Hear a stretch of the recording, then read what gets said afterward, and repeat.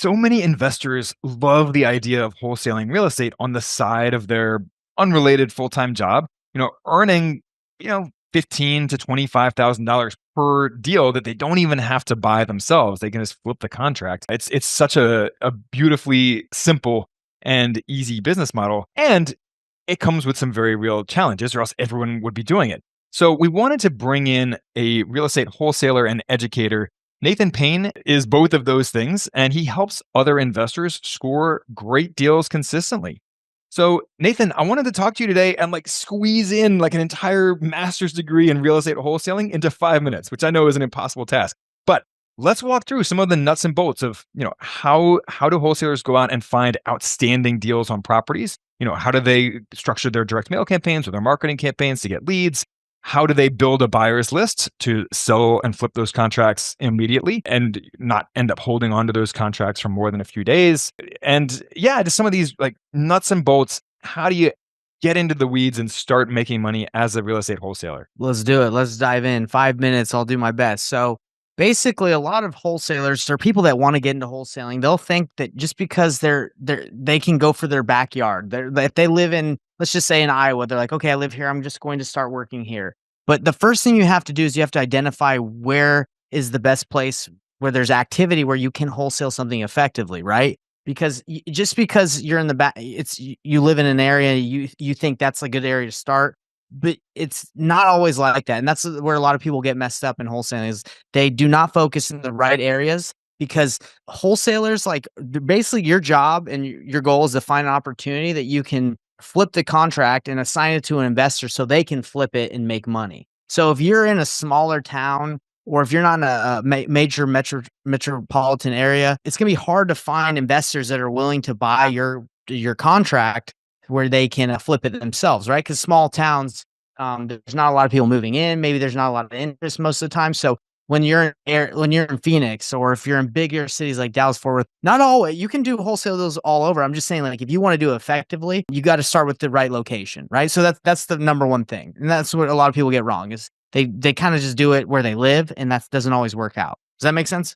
Absolutely. So you got to start in the right area, and I would just say start where there's a large population, right? Like major metros. So the next thing after that is you have to identify who you're going to go target because there's so many different, you could say distress levels out there. If you're going to go directly and, reach out to sellers that you can buy their properties, right? Like when I first started, I didn't really know what I was doing. So I just went canvassing. I would knock neighborhoods. I would just knock on people's doors and be like, hey, do you want to sell your house? That's not very effective or efficient, right? Because you just don't know if they want to sell. But when you can go to specific softwares or find specific lists from the county and say who's in pre-foreclosure, who's in probate, who's got is going in the tax lien list, and there's so many different ones. But you specifically target motivated lists, and I would say pre-foreclosures is what I like to go for.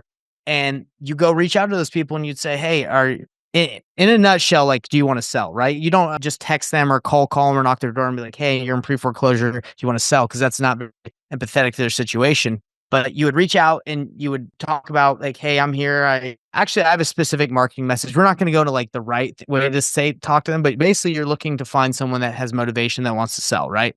So right area, right target, right? And you can also mail, if you want to do mail. I usually don't advise people to do mail if they're in the beginning because it can be expensive. Yeah. And if you don't know how to have that conversation, I would hold off on mail and maybe just call or text from your cell phone or get maybe a multi-line dialer in the future. There's a bunch of software out there that makes reaching out to people easier. Yeah, ringless voicemail and that kind of thing. Exactly. So basically, you start in the right area. You find a list. You find motivated seller lists. You start marketing or reaching out to them, seeing if they want to sell.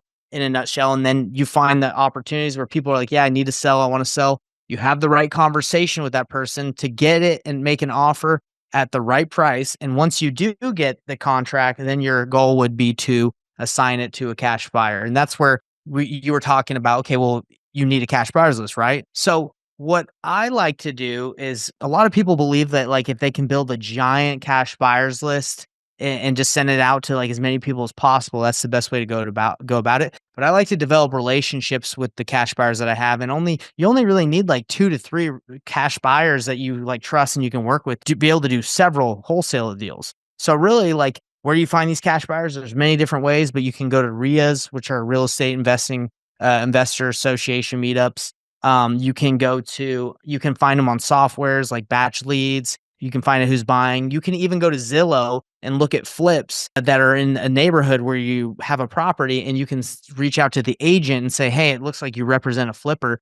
Do you know if they would be interested in my property? So there's a lot of different ways to find cash buyers, but basically that's like the formula, right? Like start in the right area, start reaching out to people who would potentially have motivation to sell, make them an offer, come to an agreement on a price that would make sense to be able to wholesale it, find a cash buyer. And I even like to find cash buyers before I make the final offer, because I can ask a cash buyer that I know, hey, I'm talking to a seller. I think I'm able to negotiate this. Where would it make sense for you so I don't, sign a contract saying I can buy it at this price and I'm way off?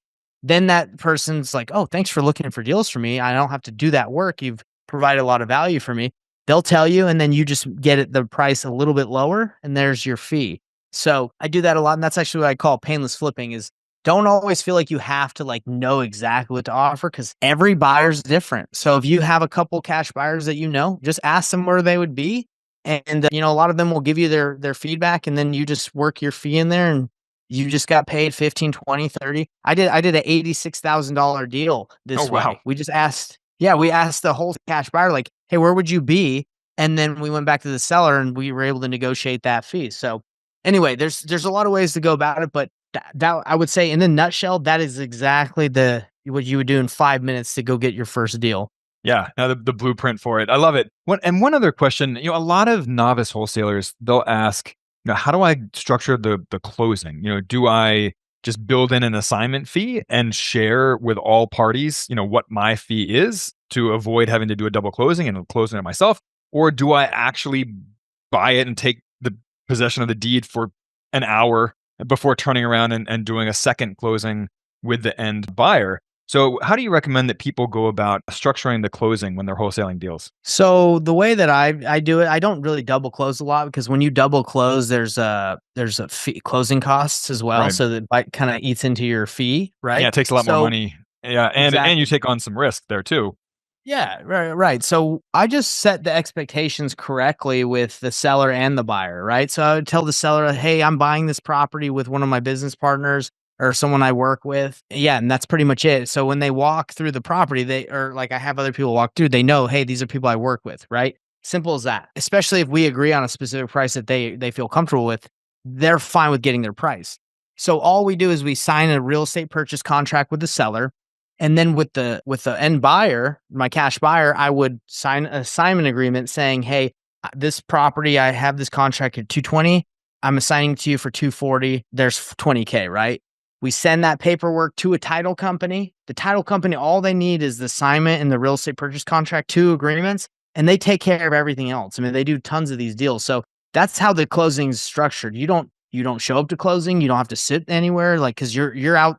You basically assigned your contract. Like, you have no more rights to that contract because you've assigned it other than your assignment agreement. So you don't have to do anything other than wait to get paid when that deal closes. So it's a very simple process, especially if you work with like a good title company that is investor friendly and they do this all the time. Basically, you assign it, you send in the paperwork, and you just sit back and wait till you get a wire. Yeah, and that's another important tip there for novice wholesalers is to find a great title company that is accustomed to working with wholesalers. That's really important because Yeah. they can take care of all of the back end of the paperwork without it becoming a big, you know, mess. Without Exactly. you Yeah, having to try yeah. to teach them how to do that. So that's really important, especially for novice wholesalers. So Nathan, in 30 seconds or less, how do you help people and how can people connect with you if they want to take you up on that help? So the theory of wholesaling, it's simple, right? It's like find a deal and then assign to someone who pay more than what you have it for, right? But there's a lot of different roadblocks and a lot of things that come in the way. So what I do, I help people get deals consistently by helping them through the process of getting their first or next deal. And I help people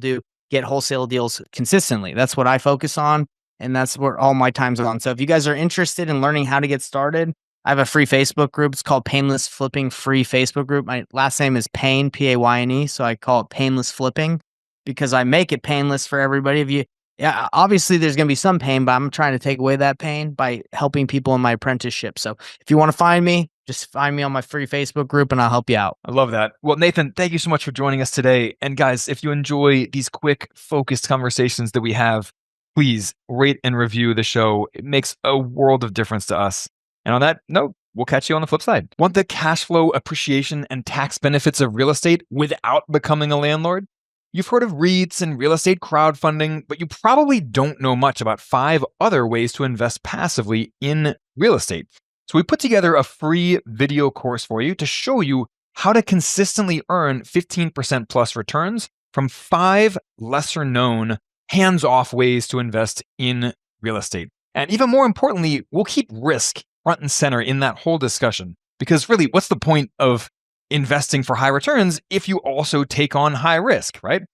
So visit sparkrental.com/free to take our free course. Each video is snackable at 10 to 15 minutes long, and the entire course takes less time than watching a movie. Looking forward to chatting with you from within the course.